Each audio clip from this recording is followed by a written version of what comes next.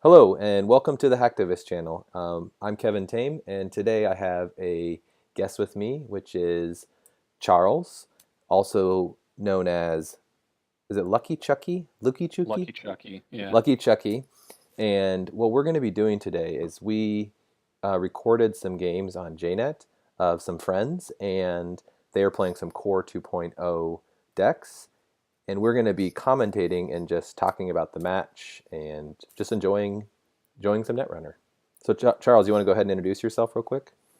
I'm Charles, Lucky Chucky on JNet.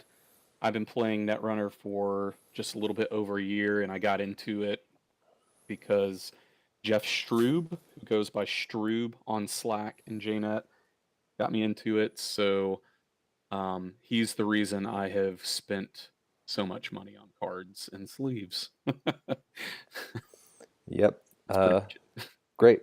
Cool. Well, let's get started here and start talking about this match. Okay, so this is a Core 2 only. Is it a single core or a double core? I Or some? don't think that they're limited to a certain number of core. I think their only limitation is only Core 2.0. So it's Okay. probably three ofs. Okay, cool. So we got Chaos Theory here and Building a Better World. So Chaos Theory, it looks like, from my understanding of the cards, obviously Opus is like your main economy, and you just have you get set up a big rig and have good accesses. You also have access to indexing, which is like really helpful. It's like one of the best multi-accesses in the core. Yeah, and not just in the core, but pretty much in the game. But what makes it so good in the Core 2.0, which I've noticed mostly from being on the wrong end of indexing, is that there are not many ways you can stop it. Yeah, not with just the core. Like, so what I did in my in the store champs deck, I was playing the Wilfy CI, and what I did is I put in two Chrysium grids for that exact reason. I Mm. put a Chrysium, so I could put a Chrysium grid on R&D and one on HQ or whatever the threat was. I could keep putting it on the same server, so it made it really taxing for them. But then also like would shut down the indexing and the information sifting, which like really hosed that deck. So it looks like right here YankeeFlatline went really aggressively into server one. And was that an agenda? Oh, I think that was an Atlas, huh? It is. I'll mouse over it here in just a second, and you'll be able to see the ice and the agenda.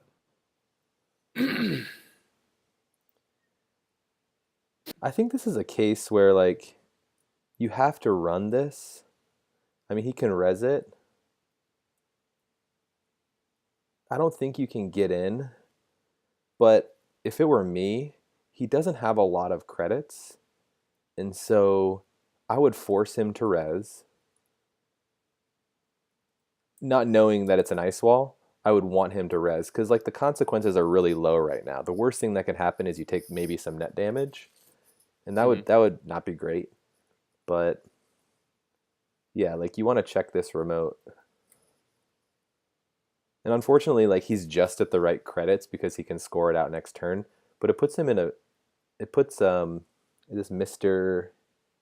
MJB, I don't know how to say that. It puts him in a good spot though for the next turn where he'll have like a real advantage.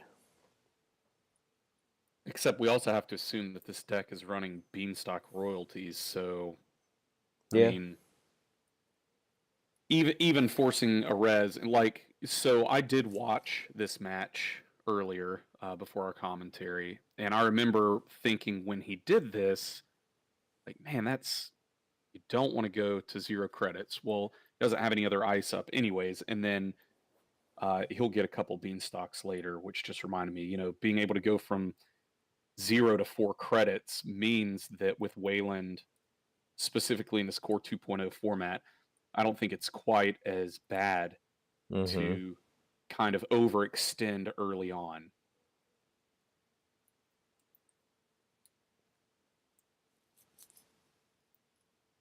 So here he's kind of I think that's a really good play for YankeeFlatline because he's going to force him to go in and check this. And when you play this game, you want to be forcing the runner all the time on to be checking. And Yes, except he actually didn't check that one, which is interesting. I'm a little, I don't understand why run the remote, to be honest, because RAM to get in.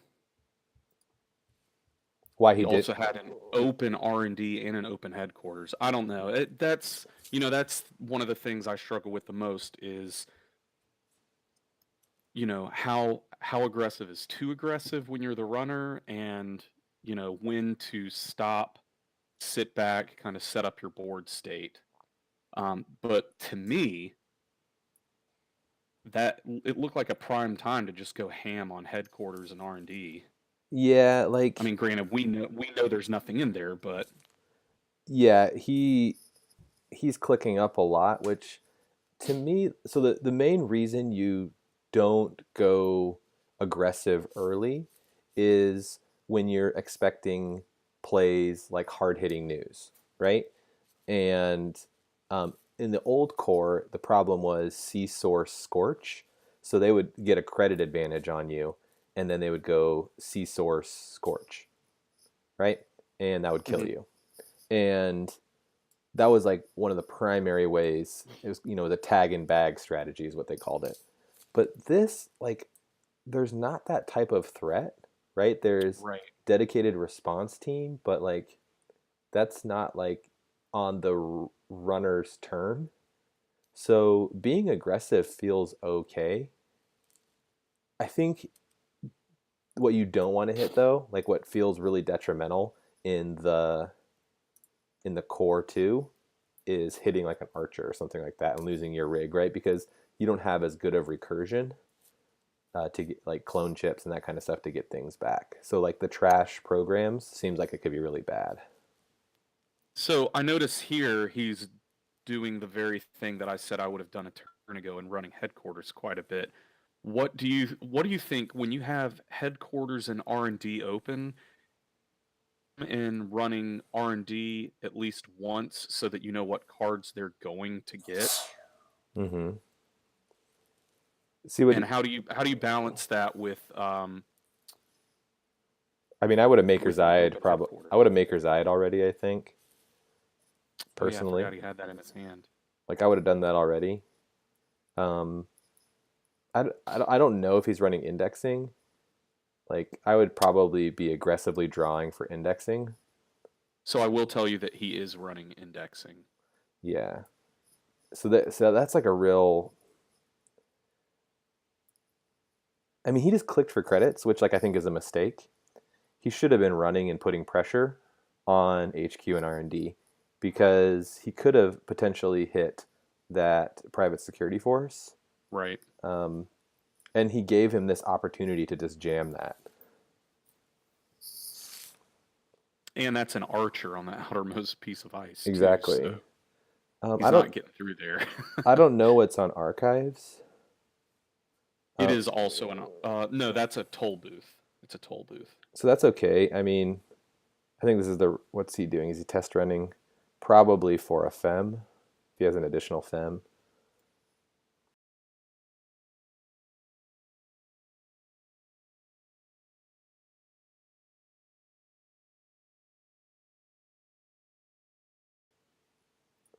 Yeah,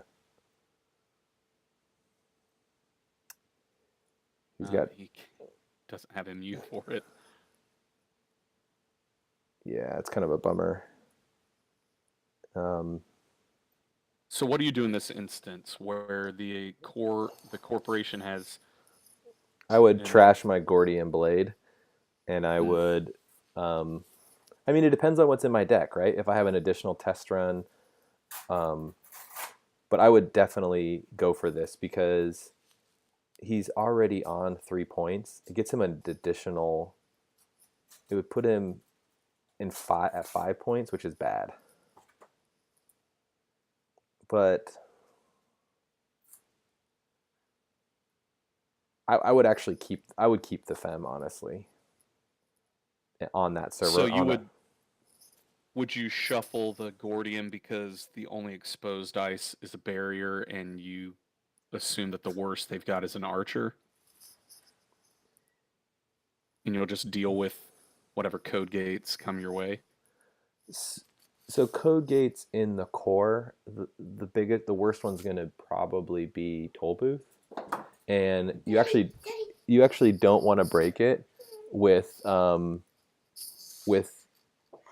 Gordian Blade that much. You mostly want to Fem it. Right, so you don't have to pay the You pay 1 credit. 3 credits on encounter. Well, it costs 7 with Gordian. Right. So expensive. Yeah, so you don't want to pay that Oh, ever. man. So like as soon as you see Toll Booth rezzed, you want to Fem it. Like the way these Chaos Theory decks work the best is when you are test running and scavenging over and over your Fem, right? Like you can have all of the like your Gordian and your other stuff, but you want to just, if you can keep them from like keeping you out with their big ice like Archer and Toll Booth, then you're in really good shape because they res it and that's expensive. Yeah. See here, he's in a situation now, but he did get that, that Pyrrhec, which is in core 2. Does Pyrrhec allow you to res an archer without forfeiting an agenda? It says ignoring all costs, I believe. So yeah, Wow, that's it would ignore all costs. This is a good hand. He's drawn up. I think he's drawn up for indexing. That's what I would be doing. I would be like aggressively drawing because you don't need stim hack. You could trash your stim hacks. The test runs are kind of nice to keep. The retrieval run is nice to keep as well, but I would be really digging hard for that indexing because this is the way you close the game, is with indexing. The problem is he has the Atlas counter, and it's one of the best counters for indexing. Because I think it's just about one of the only ones in Core 2.0. Yeah. He drew last click with 9 cards in hand. I mean, I probably would have drawn. I might have Maker's Eye just to see what the top cards were to keep him from, because if he draws into something, makes it much harder. But he can't. He can steal whatever. All he did was mandatory draw the turn after he Maker's Eyed. Yeah. So. Yeah, I would have.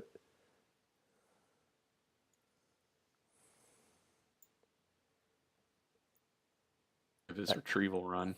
I think YankeeFlatline he should put the snare in. Yeah, that's like the right play. Because if he puts the snare in, it forces him to run into server 1 because he's on game point. And that's a really good play. So how do you know if you're the runner and you're behind and someone jams something in a remote like that? How do you know when not to run it because it's going to be a trap or not? You don't. You have to run it every time. Like, you just have to run it. Because, like, you lose the game otherwise. The worst thing that happens is it's a trap and you lose some of your cards, or you lose the game, right? Right. But that's, see, a huge mistake he made here is running on last click with a scored private security force on what could potentially be a snare. Yeah, that's true. Bad. That's going to kill him. Well, because it's going to give him that. Well, he only has 3 clicks. I mean, he loses all his stuff, but it doesn't kill him. But see, he says knew it. Mm. If he'd only run on his next to last click. It doesn't matter though. You still have to do it no matter what. Right, but look what it cost him. Yeah, It cost him 2 test runs, which are basically a special order, and a FEM. it's true. I mean, I probably would have ran a click earlier. I wouldn't have run that last click, I don't think. Oh, and he left himself tagged. Why? Why? Yeah, that was probably a mistake. He really needs to clear that. I think he's tilted right now. Oh, yeah, he says he forgot about it. Like, oh gosh, such a misplay. And that happens. Now that's not bad. The thing about it is YankeeFlatline can just jam whatever he wants in there. Mm-hmm. Honestly, I would, if it were me, I would use my Atlas counter, pull an agenda, and I And would jam a trap in there. no, I would jam an Atlas. I would jam something. Because you can't assume that he has the tinkering, but you know you have Archer there. Oh, but you have to sacrifice, so that's kind of a problem. Because then you're not on 7 points. Because if you res the Archer, you lose the hostile takeover. That's some good pressure there, thrown down an HQY with, open headquarters. Yeah, the thing about it is whatever he.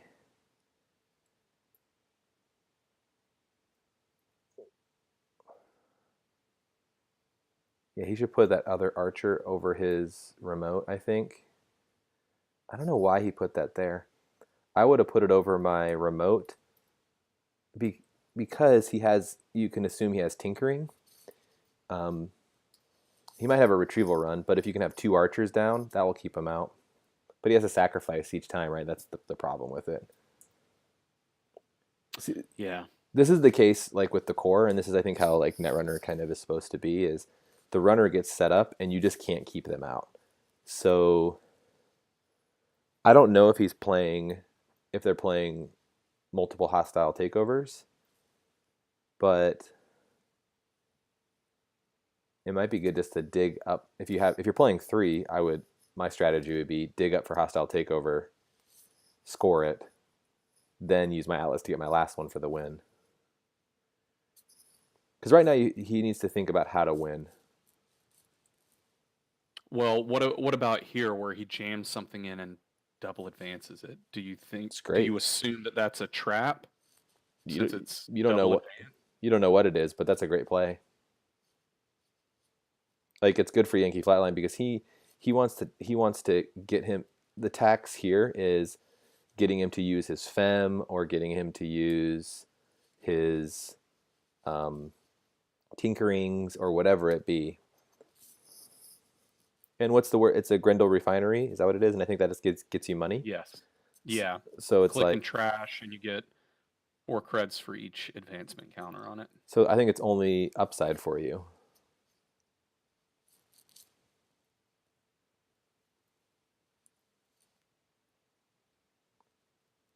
Like the runner here has to run it.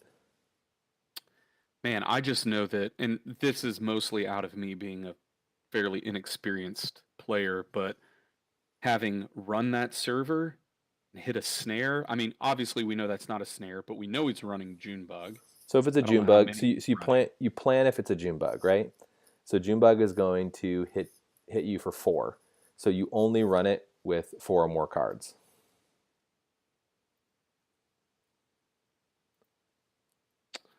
Oh yeah, he's going for his fem here, but I don't think he reses here. Like I would not res that Archer if I was YankeeFlatline because you want that agenda point. But you would destroy his rig. I know it would be so bad. Oh gosh, it would be so bad. Yeah, I mean, And in theory, he could spin the hostile to res it, He could use the Atlas counter. Yeah, I think I would use it actually here when I in hindsight, like now that I'm thinking about it, because what it does is you get a trash. I don't know what's in the heap, but I would definitely trash the battering ram.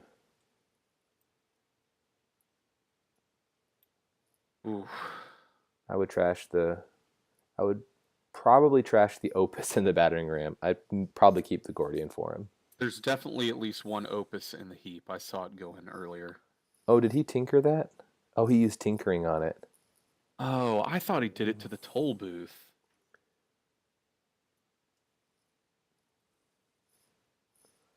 Whew, Dang. that's expensive. But he can't get in. Nope. Yeah, that definitely. Oh yeah, and here I am I clearly misunderstood that play.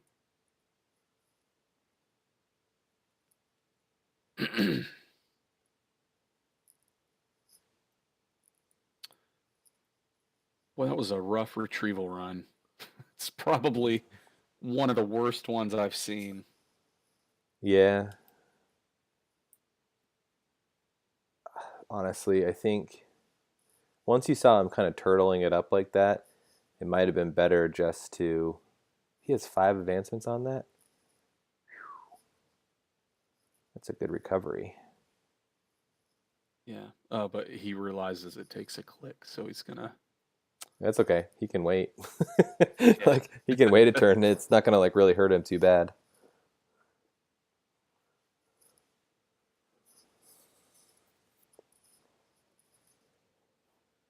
I think YankeeFlatline's in a good spot here.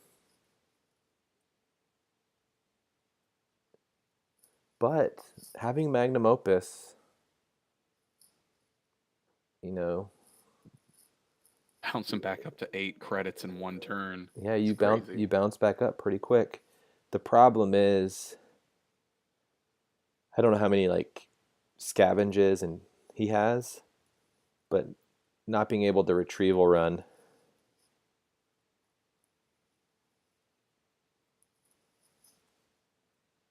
Because your fems are now all in the heap.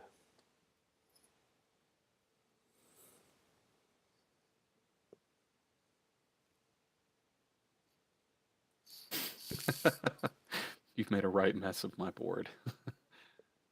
Yeah, I don't know. It's I mean he could totally lose off indexing though. Like if I were the runner, I would be digging for indexing as much as I can because you can win in one turn. If you hit 2 agendas, you win. Right. Oh, I Oh, mean there it he can is. win right here. Like it's likely he can win actually, given that what the agenda suite like what the agendas we've seen.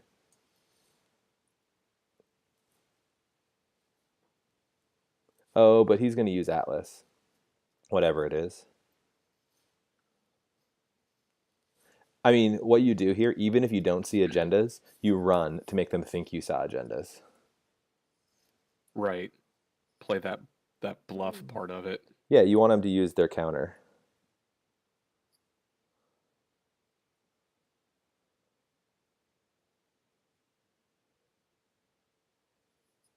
He might let it go because he wants to save Atlas. And if it is an agenda, I would then run again to try and fake him out.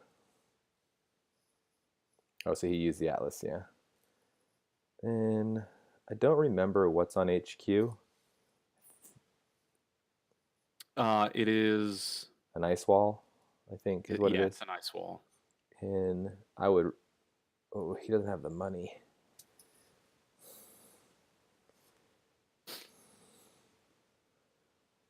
He has only one bad pub, and battering ram costs 2 or 1. 2. Yeah.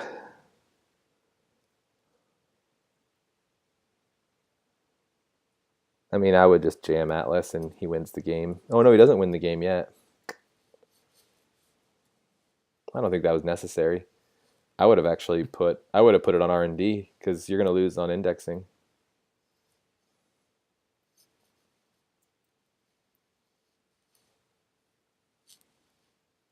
Right, but if he can get that Atlas scored, I mean, it's good. Then he can pull in another hostile takeover, but yeah. I mean, I don't think it was worth. I would not have put it. He's not going to get in that server. That ice wasn't worth it. It cost him 2 credits, and it would and one ice, even if you don't want to res it, is still scary to runners, and like Ooh, he can lose right here if there was 2 agendas. Doesn't look like there was, but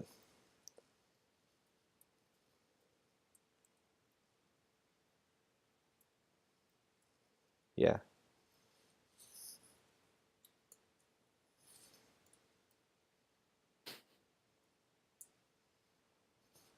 But I think actually YankeeFlatline can win because unless he has another indexing, because he scores this, he then gets another hostile takeover and wins, right. um, And stops an indexing too. and stops an indexing. He needed a win off of that play. But if you think about the mistake YankeeFlatline made, is if YankeeFlatline had put the ice there, yes, he loses. If they're playing multiple hostile takeovers. So I'm curious, he drew indexing on click 1. Why didn't he use it? He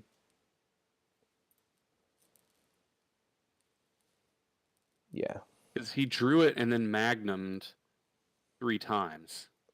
I mean, all he does is bring in I mean what I would do is I think this what the play I would make here is I would draw and I drew into indexing, right? Click 1 or click 2 indexing. Mm-hmm. Click 3 run, force him to use the Atlas counter and he has to bring in the hostile takeover. Mm-hmm. Click 4. Oh, he has no money. That's the Yeah. problem. Oh He's yeah, a credit that's right. short because he needs 2 credits to go in for battering ram.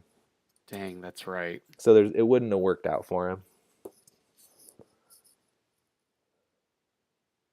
Mm. 1 click short. Yep, that's how it always is. It's always a credit or 2 short. But it's weird. Once he dropped the HQI, he never ran headquarters again. Not once. That's what I'm saying. People are so afraid of unresed ice, especially when you don't have a sentry breaker, right? Like he, that's what if he had put the Hadrian's Wall on R&D, he basically locks him out because he has no sentry breaker and he does not want to lose his battering ram and Gordian, and so he has to assume the worst, Mm-hmm. and so he's gonna like that's why even like that should have been more of a blowout if he had put it on R&D. And it was completely unnecessary um, to put it on that on the remote. I guess the only reason he would want it on the remote is because he doesn't want to res that archer, right? And lose another 2-point agenda. Yeah, exactly. That's the reason. But like, if he hits an archer with no tinkering or anything like that, I mean, good game, right? He has no more breakers. Yeah. You can win. He can win just from ice wall.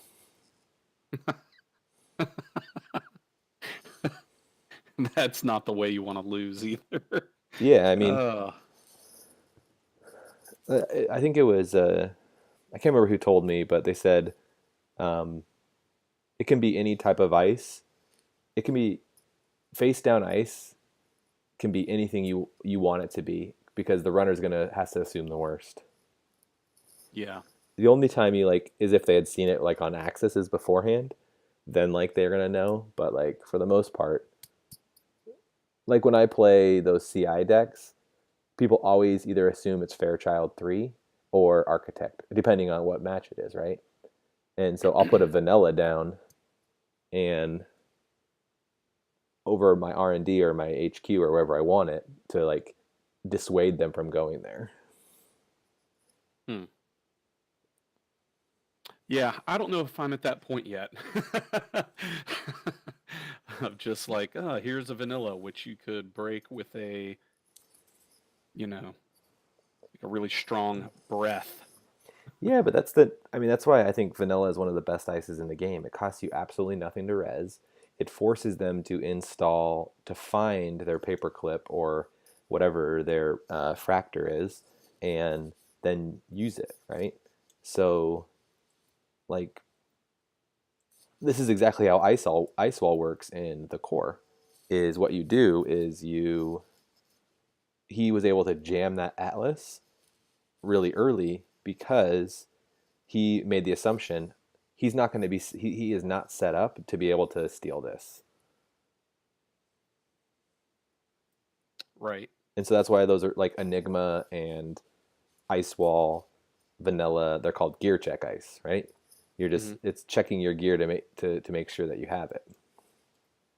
And so you want to there's a point where it becomes useless, but now that Parasite's no longer in the game, it's really powerful because it forces them to go and find their fractor. Right. I mean, this is a good match. It's fun to watch. Yeah, it was actually pretty close, despite him blowing his stuff up with an. Oh no, I keep forgetting he bypassed the archer. See, I think the mistake was it wouldn't have been as close if YankeeFlatline had put something on R&D because he indexed him twice. Mm-hmm. Right? He got lucky off a Maker's Eye to get that one Pyrrhec, but then that other one, that was like a legit like he indexed you. I mean, I don't know how many games I've lost because I haven't been able to protect from indexing. Same. I mean, it's an incredibly powerful card. Yeah, and in this specifically in this league that they're playing in, you basically can't stop it unless you're Wayland with an over advanced Atlas. Yep. Hi, Kevin here. Sorry for interrupting. I'm breaking this video out into another part, so I'm going to end it here. Thanks for watching. You can see part 2 in an upcoming video.